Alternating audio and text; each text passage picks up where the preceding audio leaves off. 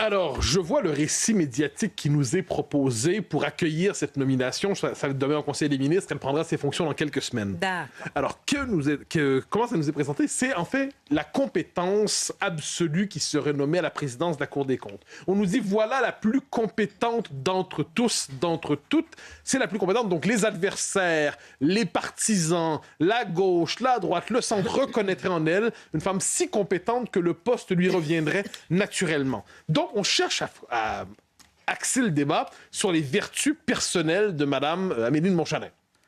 Le problème, me semble-t-il, c'est que si on décide de se concentrer exclusivement sur elle, plutôt que sur la manœuvre qui se déploie à travers cette nomination, on passe à côté de l'essentiel, en fait, tout simplement. Alors, c'est quoi l'essentiel dans les circonstances, soit dit en passant en compétence, mais qui a quand même accompagné la dérive des comptes publics depuis 2017, c'est quand même pas rien. Si la compétence, c'est la gestion des comptes publics telle qu'on la voit aujourd'hui, mais vivement les incompétents au pouvoir. Enfin, c'est une parenthèse dans la parenthèse. Donc, revenons-y. Quel est le récit qui se met en place à travers ça? Quelle est la stratégie qui se dévoile, en fait? C'est une véritable stratégie de confiscation du pouvoir. C'est-à-dire que la classe dirigeante, l'extrême-centre, la nomenclatura, voit s'en venir le grand vent du dégagisme. Le grand vent du dégagisme, c'est-à-dire une révolte profonde contre ces élites qui, globalement, qu'elles soient de centre, de gauche ou de droite, le bloc central a globalement tout raté. À tout le moins, c'est ainsi que c'est perçu. Et ce vent de dégagisme est fort, il traverse tout le monde occidental, on le nomme de temps en temps populisme, on le nomme extrême, on le nomme extrême droite, peut-être même extrême gauche de temps en temps, et le régime se dit, ce vent de dégagisme, en fait cette mouvance, on doit être capable de la briser.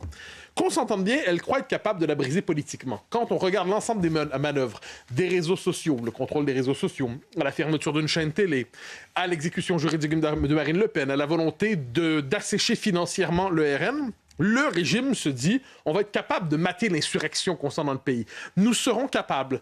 Et surtout, à l'échelle de l'histoire, normalement, on se dit, devant une révolte, le pouvoir peut se dire, on va faire des concessions au peuple. Le peuple a des demandes, nous allons lui répondre. On constate que les élites, en ce moment, se sont dit autre chose. Elles se sont dit, ce peuple est en révolte, mais ce peuple, lui, est incompétent. Ce peuple ne comprend pas et il doit être maté pour être ramené à sa place. Donc, il ne comprend pas, par exemple, le grand besoin d'une Europe toujours plus fédérale. Le peuple ne comprend pas les grands besoins d'immigration. Il ne comprend pas les nécessaires réformes de la dite rigueur budgétaire, qui amène quand même des dettes et de l'endettement. Il se laisse manipuler par les démagogues populistes et identitaires et la tentation des extrêmes. Donc ce peuple est dangereux. Et si ce peuple votait pour les gens pour qui il veut voter, ça pourrait très mal se passer. Donc il faut verrouiller les institutions. Donc, autrement dit, si l'extrême-centre perd le gouvernement, l'extrême-centre veut conserver le contrôle de l'État. Et ça, c'est véritablement la formule qui encapsule la situation présente. On peut perdre les élections, mais on ne perdra pas le pouvoir pour autant.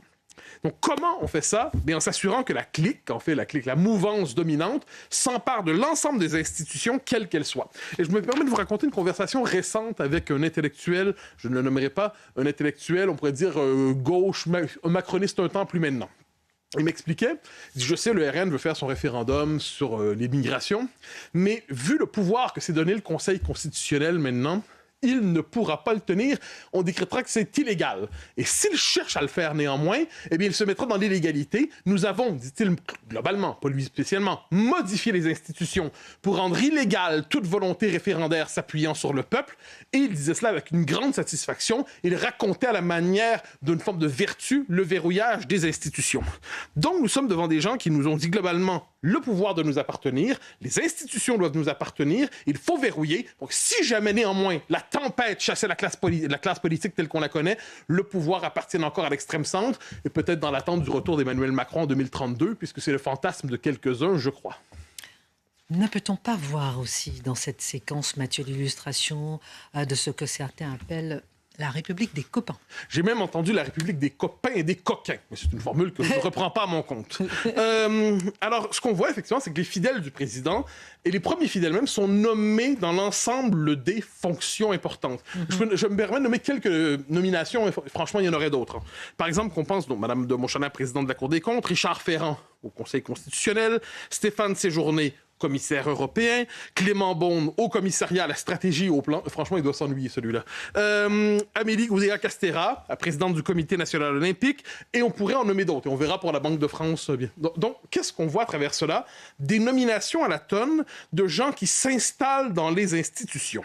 Alors, je me permets d'élargir la réflexion en disant qu'est-ce que ça dit? Et pour de très longs mandats, voire inamovibles. Mais bien sûr, non, mais en fait, une fois installés, ils sont, imaginons même, allons plus loin, que le pouvoir change, que le RN l'emporte, ou le Bloc national l'emporte, ou une nouvelle coalition des droites l'emporte, qu'en sais-je, voudrait-il les déloger? Que ce serait très compliqué, presque impossible. Donc, vous nommez des gens, des postes de pouvoir qui ne relèvent plus de la décision démocratique, et ces gens bien installés, si vous gouvernez, peuvent vous faire...